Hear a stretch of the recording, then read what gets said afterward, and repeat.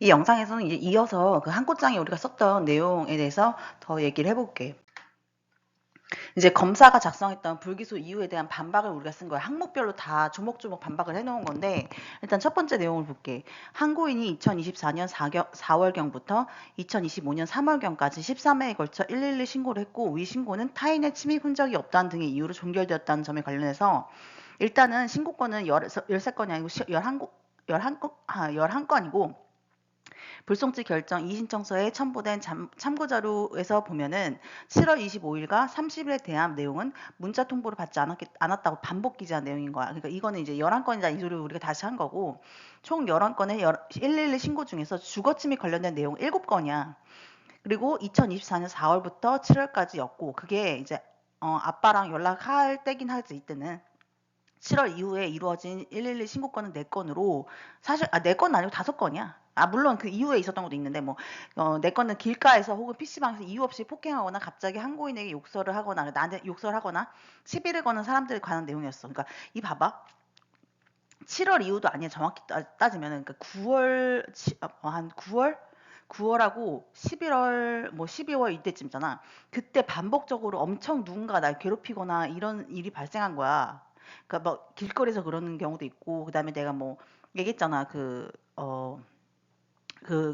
뭐야, 공연 음란 그런 것도 있었다고 했잖아. 그래서 실제로 일본은 검찰 송치가 이루어지고 피해자가 처벌받은 게 2건이 있는 거야. 그거는 이제 내가 실제로 고소까지 진행한 거고, 신고로 그냥 끝난 경우도 있는 거야. 신고했는데 뭐 그거를 뭐 모욕으로 걸기도 좀 애매하고, 뭐 시비 거는 거 갖고는 뭐 고소하기 애매해서 굳이 고소 안 한 건도 한 두세 건이 있는 거지.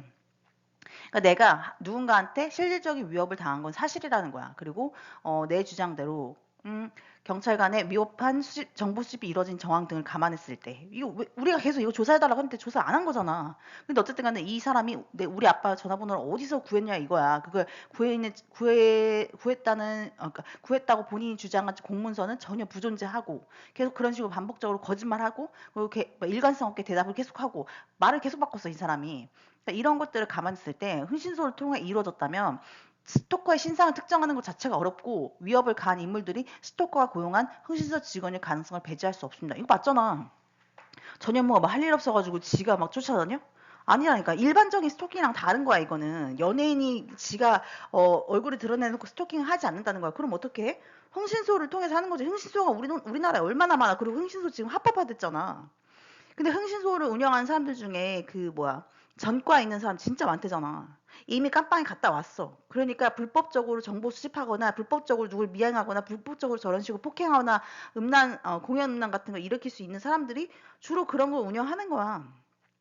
물론 뭐 폭행을 직접 하거나 이러진 않겠지. 그 흥신소 직원들도 그런 걸 할 수 있는 알바들을 고용해가지고 그런 식으로 한다니까. 인터넷에 한번 흥신소 관련된 거 찾아봐. 그럼 되게 많아. 난 이런 사건들이 일어나고 나서 흥신소에 대한 데서 엄청 많이 찾아봤거든.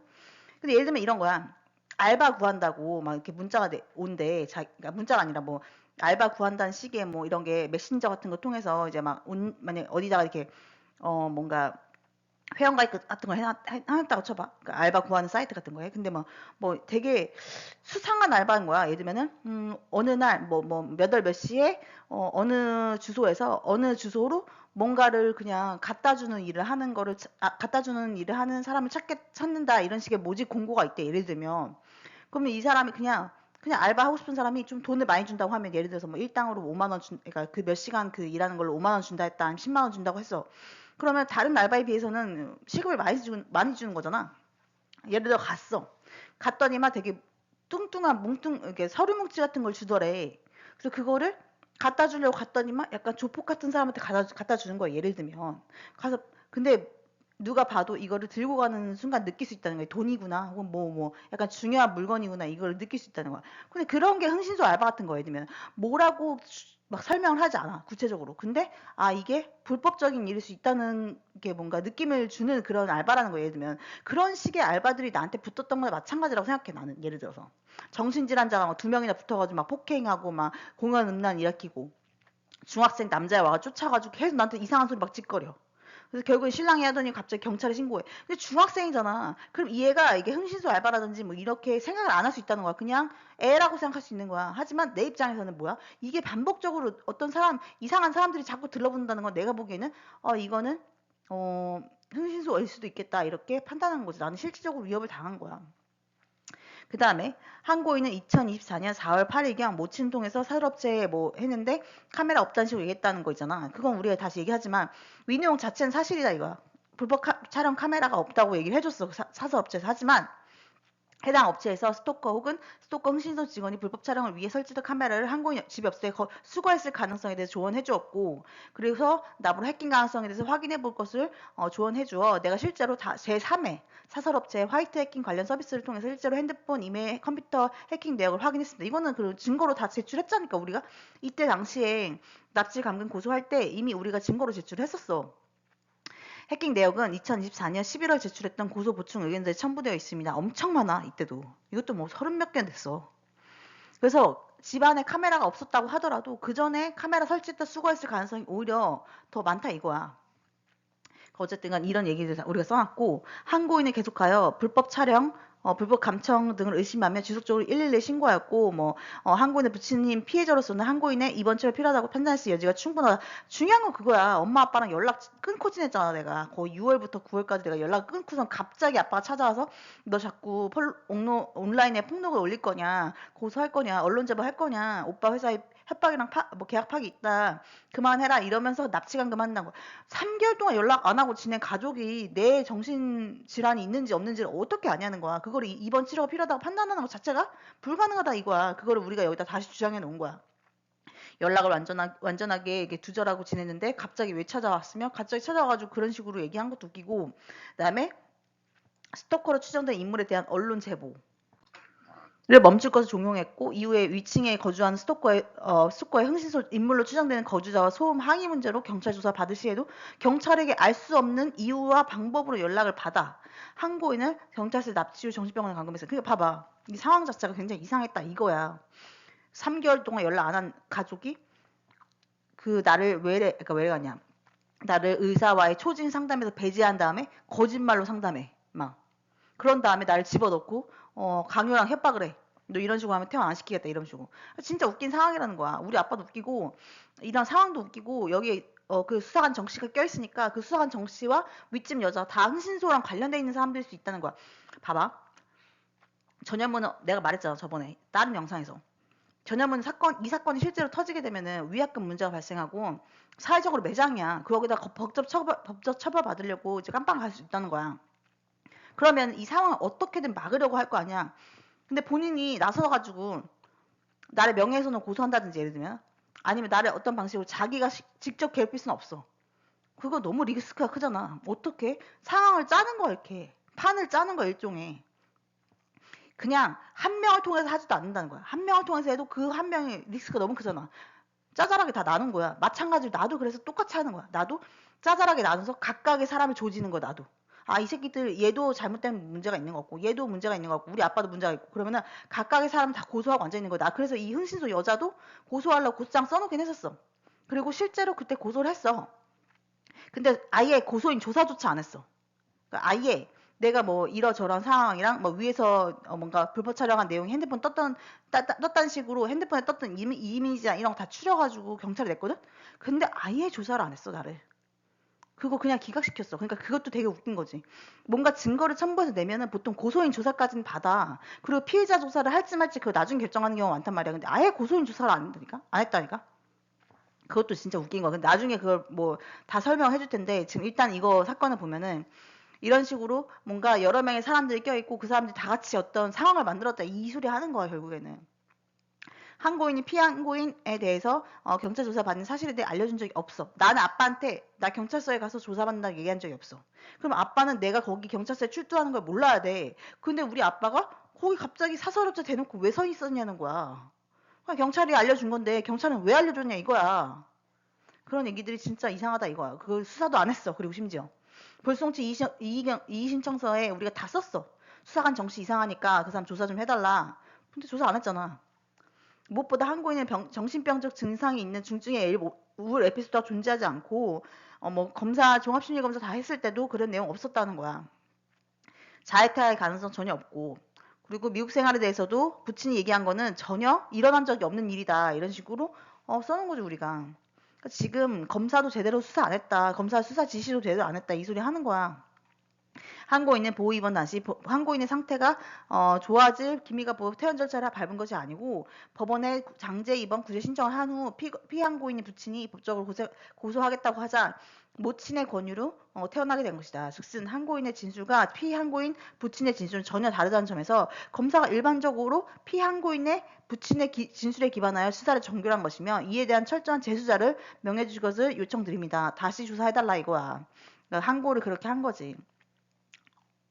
그 다음에 피의자는 항고인을 감금한 고의가 있었으면 인정하기 부족하고 달리 피의 사실이 인정할 뚜렷한 증거 없다고 불송치 이의신청 당시에 담당했던 검사가 불기소 내릴 때 이 얘기를 했단 말이야. 근데 감금한 고의가 충분하지. 연락도 안 하고 지냈는데 정신 상태가 어땠는지 모르는 상태에서 갑자기 연락해서는 뭐 협박이랑 계약 파기에 대해서 얘기한 거잖아. 오빠 회사에 들어오는 거에 대해서 추궁을 하고 그래서 바로 납치 감금을 실행했다는 점에서 이거는 아빠가 의도적이었다는 거야. 오빠의 회사를 보호하기 위해서 나를 저런 식으로 범행을 저질렀다.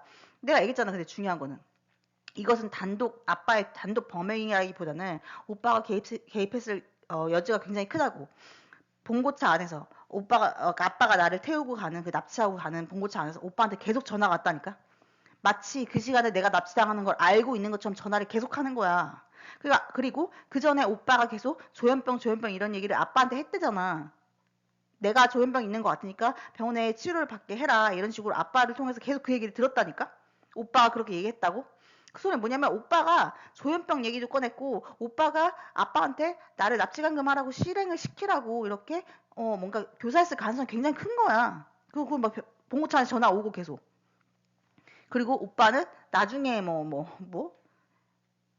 빙산의 일각 이런 거 문자 띄워놓고 그리고 이 사건 이후에 아빠랑 오빠랑도 연락 끊었다는 거야. 내가 아빠한테 전화해서 오빠 어디 사냐고 물어봤어.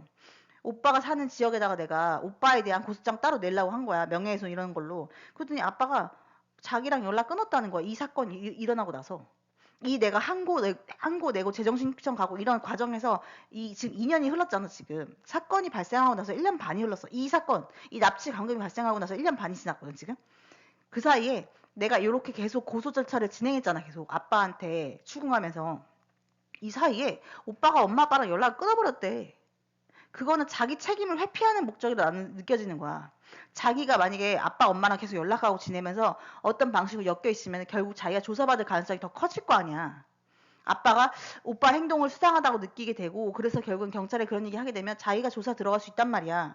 그러니까 아예 그냥 연락을 끊어버리는 방식을 채택했을 수도 있다는 거야, 내 생각은.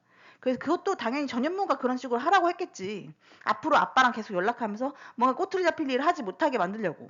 아빠가 뭔가 우리 아들이 진짜로 전현무랑 연락하면 전현수가 이런 식으로 시켰나 보다 이거를 우리 아빠가 판단할 상황이 올 수 있잖아. 그러면은 우리 아빠는 그때서야 내 안전이 진짜로 위협받았다고 생각하고서는 자기가 뭔가 오빠에 대해서 얘기해버릴 수 있는 거잖아. 그러니까 아예 엄마 아빠랑도 연락 끊어버렸다니까 그것도 진짜 이상한 거야. 그거 나중에 다 얘기할 텐데 어쨌든 그렇게 됐고 회사 운영에 방해되는 항고인의 행동을 저지하려고 우리 아빠가 저런 식으로 행동했을 수 있다. 그리고 회사에 협박 들어오고 계약 파기가 계속 있다고 언급하면서 저지하고자 했다는 거라는 게 우리 포인트고 그리고 문자 내용에서도 우리가 저번에 냈던 내용에서도 스토킹 해킹에 대해서 인지하고 있었다. 우리 아빠가. 그리고 뭔가 지속적으로 우울증, 외로운 것 같은 문자를 보내면 정신질환을 겪는 현재로 치부하려고 하는 한편으로는 또 스토킹 상황에 대해서도 인정하고 약간 인지하고 있었다는 거야. 그러니까 마치 나를 정신질환자로 모는 거는 이제 자기가 감금했다는 거를 그러니까 뭔가 rationalize 그러니까 뭔가 합리화시키기 위한 대화 내용이었고 한편으로도 다른 뭐 문자 이런 거에서는 또 내가 스토킹 당하는 걸 인정하고 있어. 알고 있다. 이런 식으로 얘기를 하는 거지. 스토킹 당하는 게 힘들면 빨리 외래라도 봐라. 이런 식으로 얘기한단 말이야. 그러니까 우리 아빠는 내가 스토킹 당하는 거 사실이라고 생각해. 하지만 자기가 납치 감금을 실행했잖아. 이걸로 인해 자기가 처벌받을 걸 아는 거야. 그러니까 여전히 내가 정신질환이 있어서 본인이 나를 입원시켰다는 식의 뉘앙스를 풍기는 문자 역시도 보내는 거야. 둘 다 보내는 거야. 하나는 아빠로서의 실제로 나를 걱정하는 마음일 거고 다른 하나는 자기가 책임을 회피하기 위해서 어떤 식으로 일부러 이렇게 상황을 조작하는 그런 느낌인 거지. 둘 다 있는 거니까. 결론. 항고인의 주장은 모두 이유가 있으므로 항고인 이전에 제출한 고소장, 보충 의견, 이유서, 그다음에 불송치 결정 이의신청서, 이유서, 그다음에 수사 촉구 의견서, 항고장에 추가적으로 제출한 내용에 대해서 전반적인 재검토를 통해서 재기 수사를 명해 주실 것을 촉구합니다. 이렇게 보낸 거야. 그 심리검사 결과서 또 보냈어. 여기 또 멀쩡하다 나온 거야. 우리 아빠가 다시 나한테 우편 메시지로 스토킹 상황을 알고 있다는, 그 인지하고 있는 듯한 뉘앙스를 풍기는 메시지 이거 보낸 거다. 이것도 여기다 제출했고, 그 다음에 내가 우리 오빠랑 아빠한테 보냈던 메시지에 협박받는 게 도대체 누가 협박을 하는 거냐, 전현무가 하는 거냐, 아니면 SM에서 하는 거냐, 이런 식으로 내가 물어본 내용이 있단 말이야. 근데 그 아빠가 읽고 답장 안 하고 갑자기 부동산 얘기를 해. 그러니까 그런 이상한 메시지들도 역시 다 내고, 구제 신청서 내가 법원에 냈던 거 당시에, 그러니까 강제 입원 당시에 법원에다 구제 신청서 내고 이제 내가 법적 절차를 밟고 있었다는 거를 증명하는 자료 낸 거야. 한마디로 아빠가 뭐 태어날 만하게 이제 퇴원을 시킨 이유가 뭐 호전이 돼서 뭐 그렇다 이렇게 얘기했었잖아. 근데 그게 아니라는 거야. 이런 식으로 고소를 내가 진행할 거라고 아빠한테 얘기했고, 아빠는 또 나한테 강요 협박한 거지. 계속 언론 제보하면 퇴원시키지 않겠다 이러다가 엄마가 결국엔 중재를 해가지고는 퇴원을 하게 된 거야. 이 소리를 우리가 하는 거야. 근데 결국 이것도 기각이 됐어. 항고 사건의 피의 사실 및 불기소 이후의 요지는 불기소 처분 검사의 불기소 결정서 기재 내용과 같아 이를 원용하고, 우리가 중간에 얘기한 내용들 아무것도 반영이 안 된 거야. 그러니까 진짜 웃기지. 우리도 자료 엄청 많이 냈어. 근데 하나도 뭐 인용을 안 한 거야. 그래가지고 다 자기 여기 원래 써있던 그 결정서에 있던 내용 그대로 원용하겠다는 거야. 자기가 새로이 기록을 살펴보아도 원 기소 처분이 부당하다고 인정할 자료가 발견할 수 없으면 주문같이 결정한다. 무슨 소리야. 다시 조사를 해가지고 지금 서로 의견이 충돌되는 부분에 대해서 다시 확인했어야지. 내가 주장하는 거랑 아빠랑 주장하는 거 완전 상충이 되잖아. 근데 조사를 아예 안 하겠다는 거야. 그러면서 피의자가 하는 말을 다 믿겠대. 말이 돼? 나는 정신질환이 없다는 그 증명을 막 거의 막 한 7, 80장 낸 것 같아. 그 심리검사지만 해도 네 군데에서 받았고, 그게 10장씩은 되고, 뭐 진단서 이런 거 다 포함하면 거의 뭐 그래 뭐 7, 80장 아니고 5, 60장 되나 봐. 그 정도 되는 내용을 보냈으면 그게 정신질환이 없다는 게 너무나 명백하고, 아빠가 정신질환을 판단할 만큼 나랑 가까이 연락을 하고 지냈던 것도 아닌데 갑자기 찾아서 뭐 협박 있고 계약 파기 있으니까 그만하라고, 이런 그 언론 제보 고소랑 폭로 이런 거 그만하라고 이렇게 얘기하다가 납치 감금했으면 감금의 동기가 너무나 명확한 거잖아. 그런 거에 대한 조사를 아무것도 안 한 거야, 근데. 그러더니 갑자기 이렇게 기각 결정을 내려서 결국에는 재정 신청을 가게 된 거지.